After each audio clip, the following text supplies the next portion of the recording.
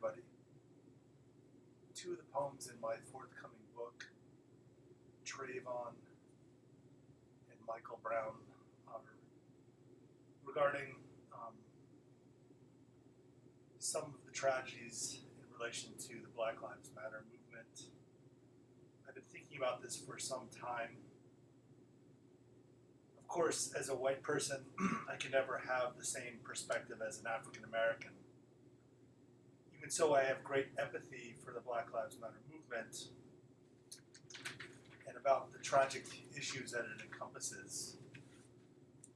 We must recognize when wrongs are done and the unnecessary deaths of African Americans, whether at the hands of police or because of some racist misdirection of some deranged individual.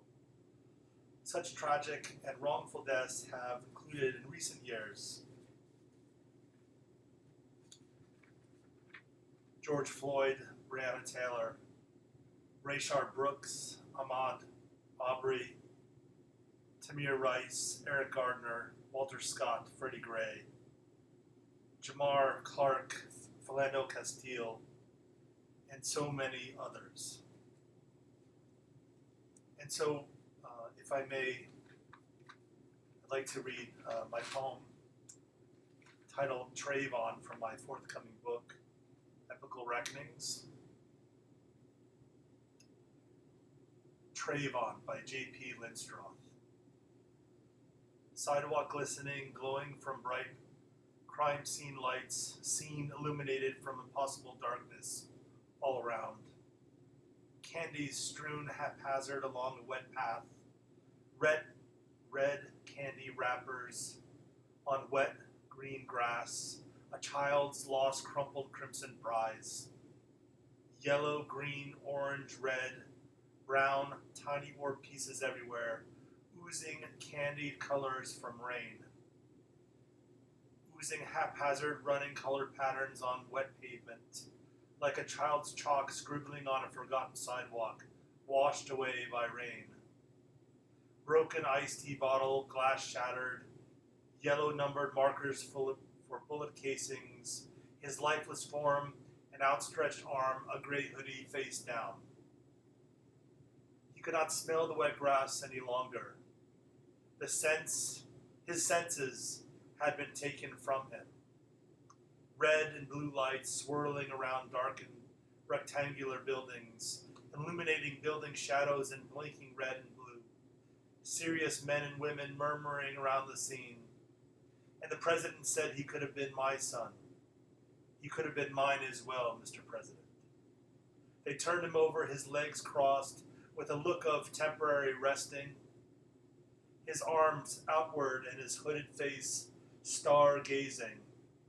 And only moments before screams into an ominous night, empty, echoing screams again and again, whipping echoes about the darkened buildings, terror-filled, forbidding night mantled upon everyone, a cloaked struggle, a timeless struggle for the country. He deserved an Orphean serenade now, a wailing of Carlos Santana's guitar piercing the night, a B.B. King blues song just for him, not even the mockingbird sang to commemorate the moment. A faceless boy in a gray hood, a hood making him monstrous, a faceless monster. Everyone feared this hooded monster, and Billie Holiday sang strange fruit to the wind. There was blood on the cross and blood on the leaves. There was a cross burning to illuminate this banal scene. A vigilante assumed he was guilty, just as those many white men arrested those faceless black many accused of non-crimes, put in chain gangs, and the faceless many sang Lightning Long John into the ebony night, sounds of clanking chains in unison. It was no dry September, but it could have been. Rather, a wet February night, a balmy, humid Florida night, a southern night, and if he could speak, he would have said, I ain't done nothing wrong. Like so many faceless, many black shadowed faces before him, who will give our amazing grace now? And I heard Sister Maya Angelou say, I know why the cage bird sings. And I heard Brother Cornel West cry to the masses, how does race matter? I could hear the many sing in chorus, picking the white clumpy balls of cotton, tired limbs dragging heavy burlap sacks. We are climbing, climbing Jacob's ladder, climbing. Jacob's ladder, soldiers of the cross, the faceless black faces mournfully sang, and all we could do is look heavenward, where those clumps of cotton balls seemed to float outward into the darkness now.